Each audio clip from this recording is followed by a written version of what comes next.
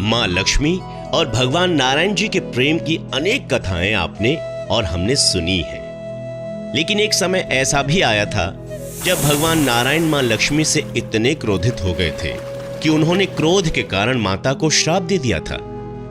लेकिन माता ने ऐसा क्या अपराध किया था कि संसार भर पर करुणा करने वाले नारायण अपनी ही प्रिय पत्नी को क्षमा नहीं कर सके?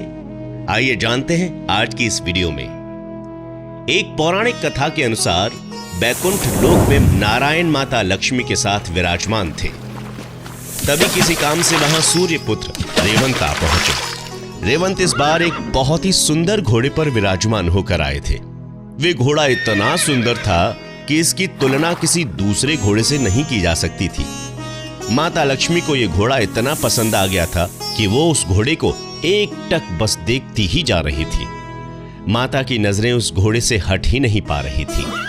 भगवान विष्णु ने कई बार माता को रिझाने की भी कोशिश की ताकि उनका ध्यान टूटे और वो प्रभु की तरफ भी देख सकें।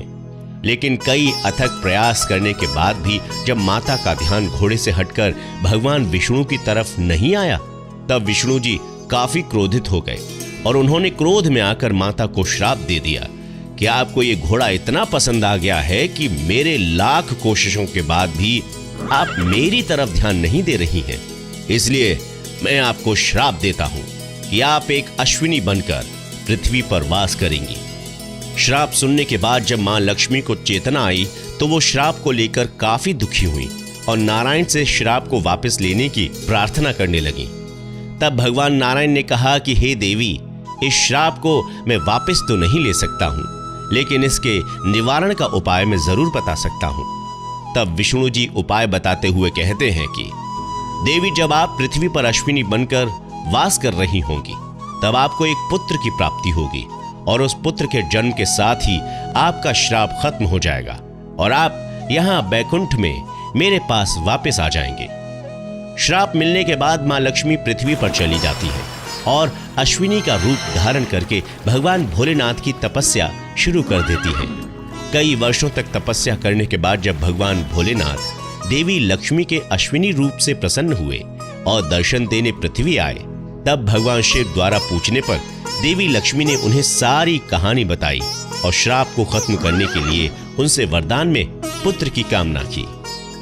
तब भगवान शिव ने कहा कि हे देवी, आप चिंता ना करें, इसके लिए मैं विष्णु जी को समझाऊंगा कि वे अश्व रूप धारण करके तुम्हारे साथ रहें और तुमसे अपने जैसा ही पुत्र उत्पन्न करें ताकि तुम उनके पास शीघ्र वापस जा सको।